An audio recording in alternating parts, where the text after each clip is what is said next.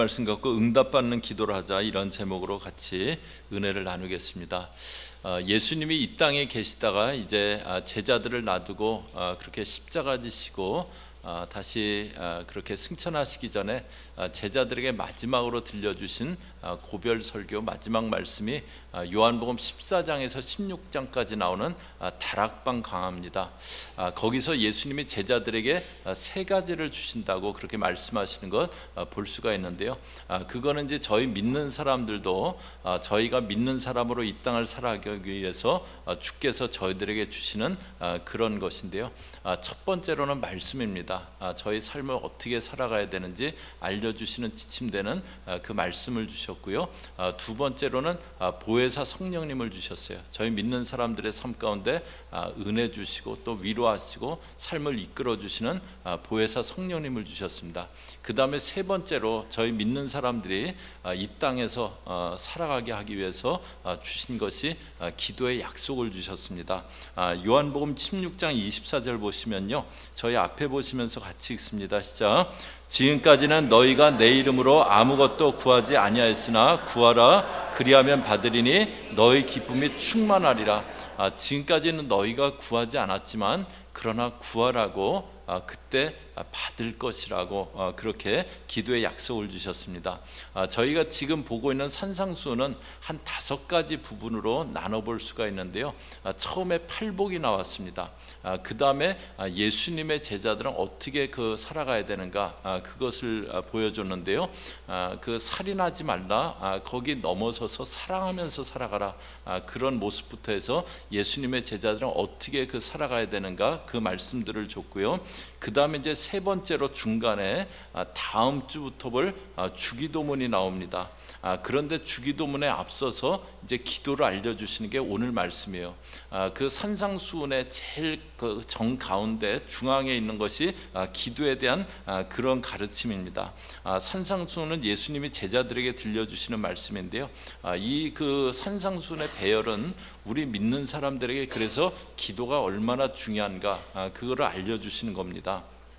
지난주에는 사람들에게 보이려고 구제하지 말라고 하는 말씀 보았어요. 사람들에게 인정받으려고, 사람들에게 칭찬받으려고, 사람들 눈을 의식하면서 구제하지 말라. 우리가 그런데 그렇게 하지 않기 위해서 하나님이 커 보이셔야 된다, 그것을 보았습니다. 오늘은 남에게 보이려고 기도하지 말라, 그 말씀인데요. 이것은 이제 기도의 어떤 원리를 가르쳐 주시는 겁니다. 다시 말해서 너희가 이렇게 기도해야 되고 이렇게 기도할 때 너희 기도가 응답되어진다, 그것을 알려주시는 겁니다. 저와 여러분이 드리는 기도는 반드시 응답됩니다. 기도가 응답되지 않고 떨어지지 않고 기도는 응답됩니다.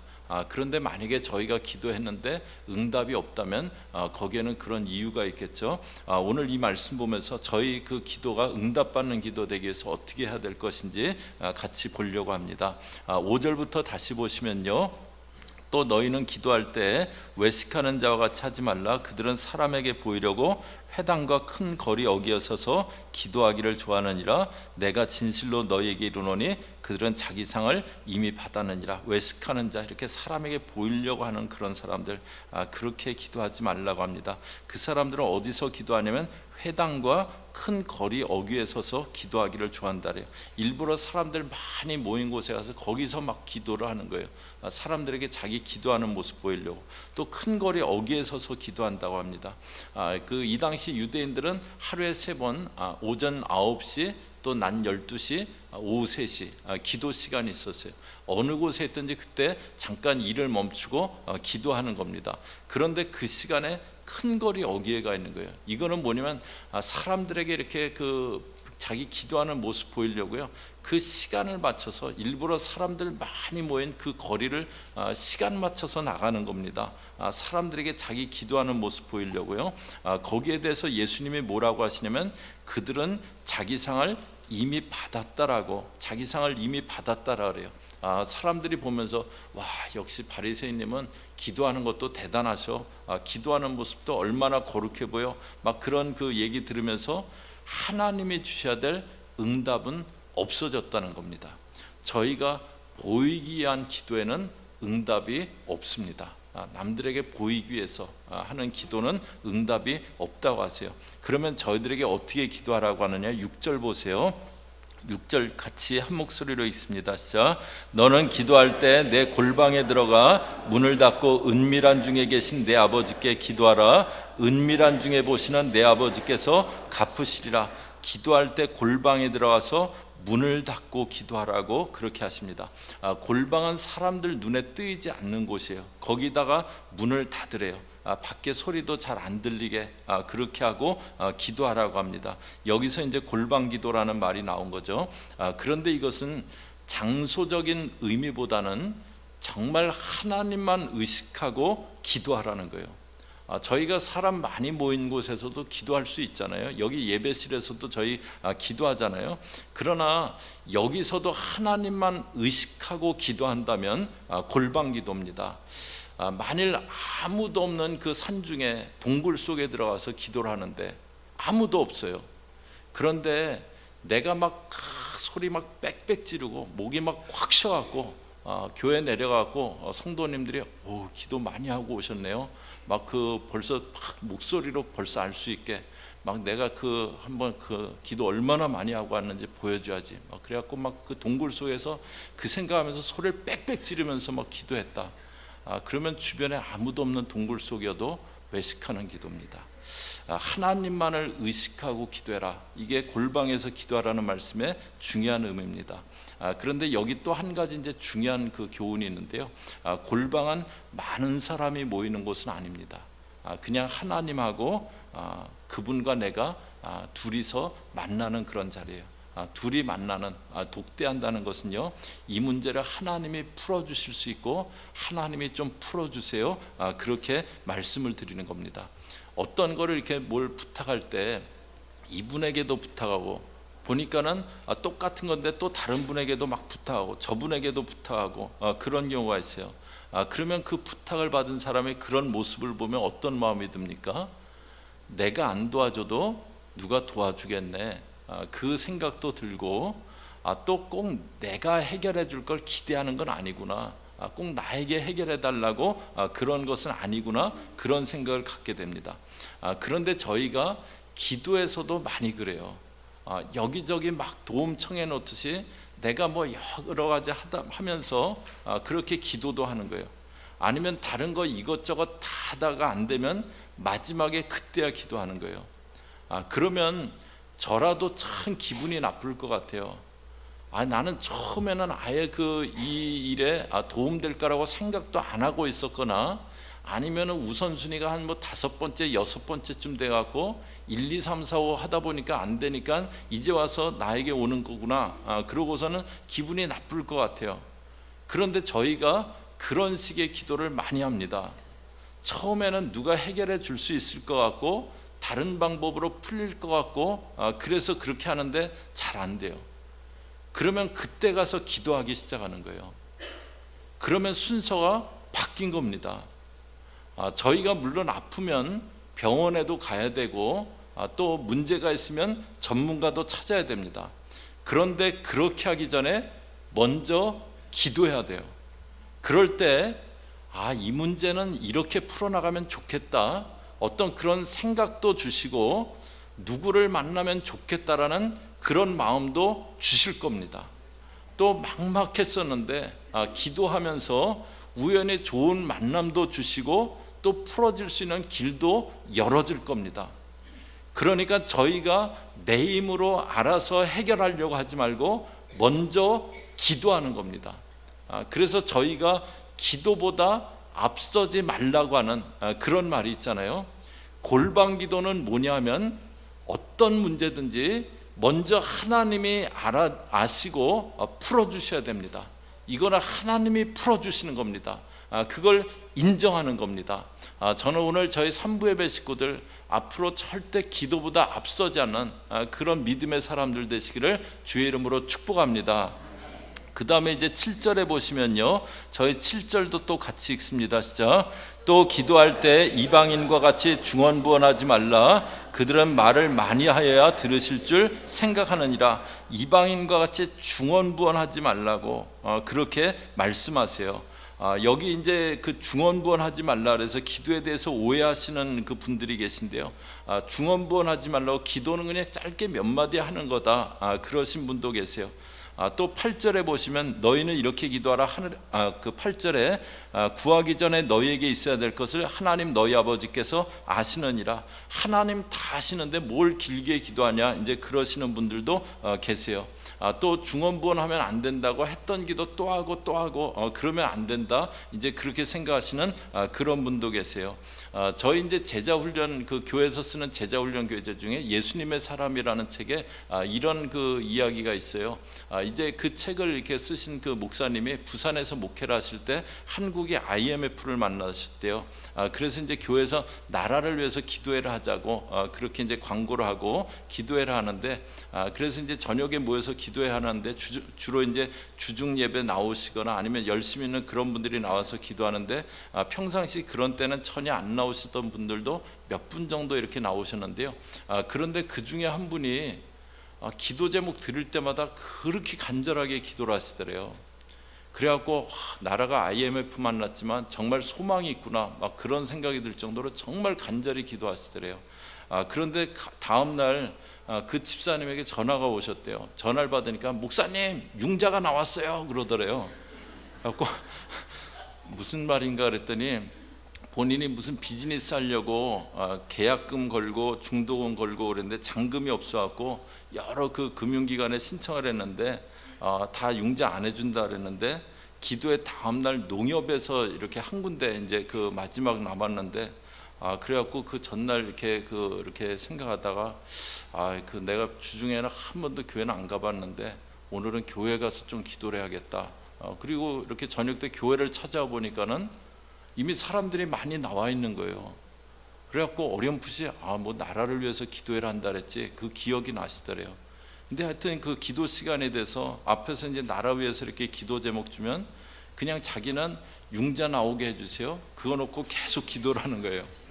그런데 그 융자가 나왔다는 거예요. 그래갖고 막 기뻐하면서 목사님 융자 나왔다고 이제 전화를 하신 거예요.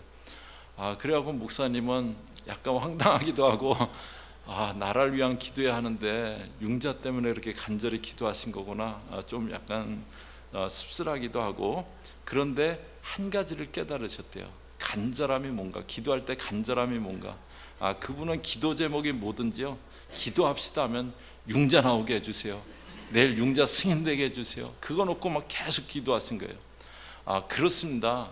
저희가 정말 절실하면요, 정말 간절하면요, 기도하게 돼 있어요. 저희가 정말 절실하면은요, 기도하게 돼 있어요. 중언부언은 같은 기도 같은 말 반복하면 안 된다, 이제 그건 아닙니다. 여기 이제 중언부언하지 말라고 하신 이유가 있는데요. 이 당시 이방 종교들은 뭐 주문 외듯이 그런 기도문이 있는 거예요. 그 중얼중얼 막 이제 그러는 거예요. 근데 유대인들도 그 하나님의 백성들도 기도문을 그냥 만들어 놓고요, 그냥 의미 없이 그걸 중얼중얼 이제 그러시는 거예요. 그런 모습에 대해서 예수님이 기도를 그렇게 하지 말라고, 의미 없이 주문하듯이 중언부언하지 말라고 그러시는 거예요. 또 그 당시 이제 이방인들의 기도하는 모습이 있었는데요. 엘리야가 그 갈멜산에서 바알 선지자 850명하고 대결합니다. 송아지를 그 제단 위에 올려놓고 먼저 불을 내리는 신이 참신이다. 그리고 850대 1로 대결하는 거예요. 그러자 바알 선지자들이 아침부터 정오까지 계속 제단 주위를 또 뛰면서 바알이여 응답하소서, 바알이여 응답하소서, 계속 그걸 반복하면서 뛰는 거예요. 정오가 지나도 불이 안 내려오니까 막 칼로 창으로 자기 몸을 그으면서 피를 흘리면서 응답해달라고 하는 겁니다. 이게 이제 이방인들의 기도의 모습이었어요. 그런데 이거는 땡깡 놓는 거잖아요. 기도를 하나님께 땡깡 부리는 거다, 땡깡 놓는 거다, 그렇게 생각하시는 그런 경우들도 있어요. 막 땡깡 부리듯이 어떻게 해서라도 내가 원하는 바를 얻어내는 거, 그게 기도라고 생각하는 거예요. 예수님이 그렇게 기도하지 말라는 거예요. 기도는 주문해 오는 것도 아니고 땡깡 부리는 것도 아니라고. 기도는 인격이신 하나님께, 인격체이신 하나님께 나의 소원을 아뢰고 또 하나님과 교제하는 것, 그것이 기도다라고 알려주시는 겁니다. 하나님이 인격이심을 기억하면서, 하나님은 인격이신 우리 아버지심을 기억하면서 기도하라는 거예요. 제 딸이 이제 이렇게 1년에 한 번 이맘때쯤 이렇게 LA로 오는데요.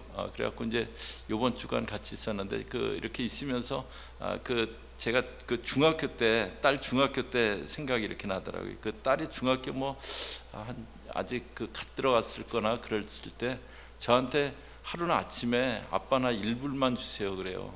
그래갖고 뭐하게 그랬더니 오늘 자기가 드링크를 하나 마시고 사 먹고 싶대요.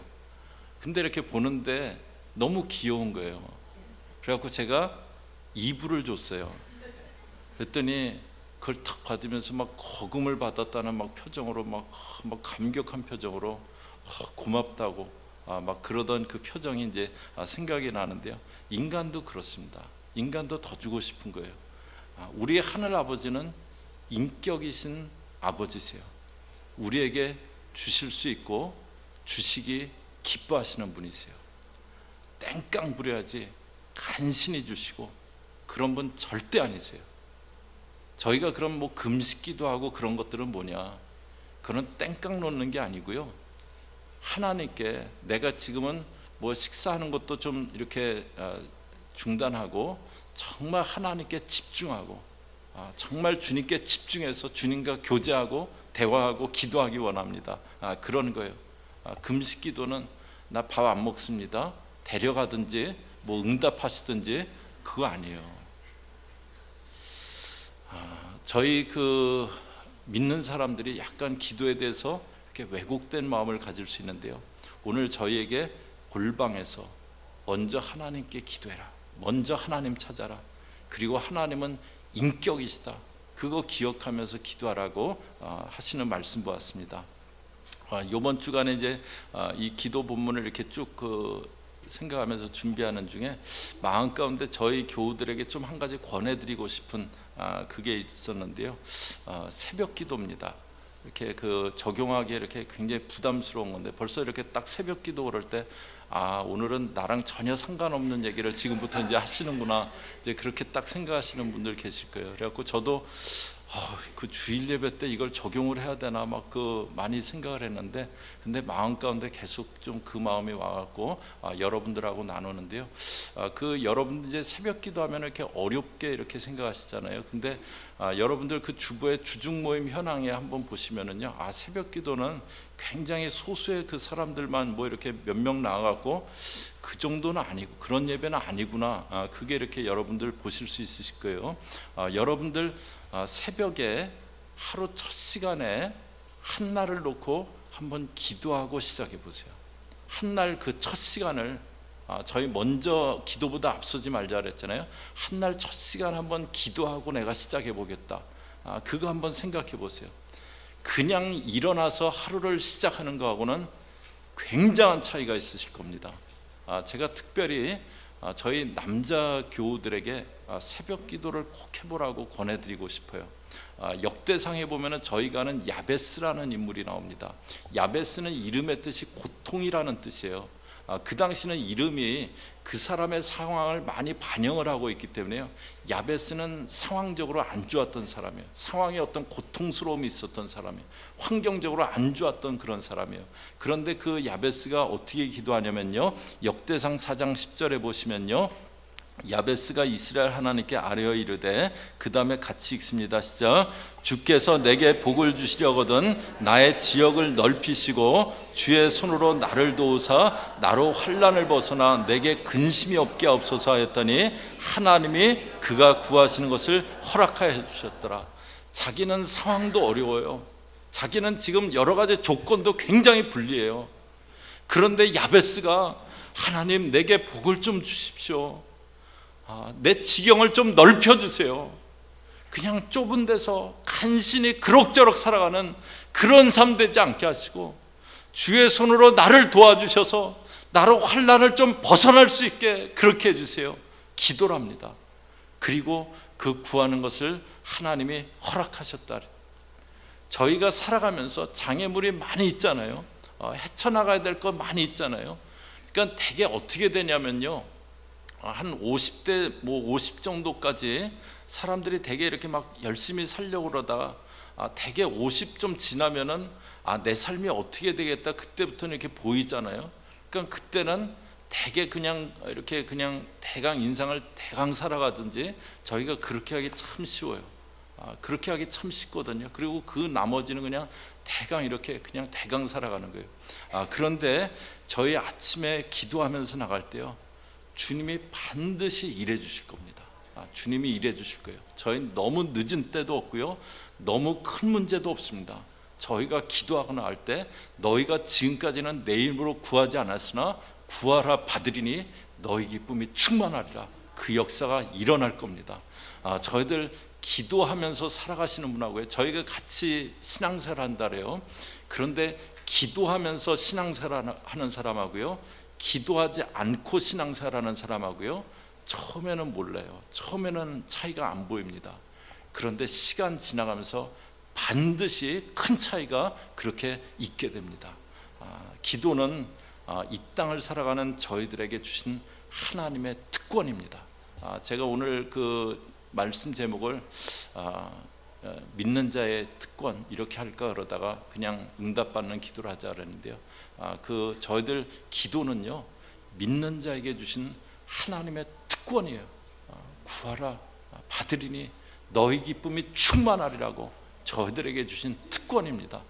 저희 그 삼부예배 교우들, 제가 이렇게 새벽 기도 말씀드린 거 절대 이렇게 한번 그냥 대강 듣지 마시고, 특별히 남자 성도님들 또 여자 성도님들도 내가 한번 이제 인생을 정말 주 앞에 진지하게 기도하며 그렇게 살아가야겠다, 한번 그렇게 결단해 보시고요. 그래서 기도가 응답되고 하나님이 일해 주시고 역사해 주시는 삶 되는 그런 저희 교우들 꼭 되시기를 주의 이름으로 축복합니다. 같이 기도하겠습니다.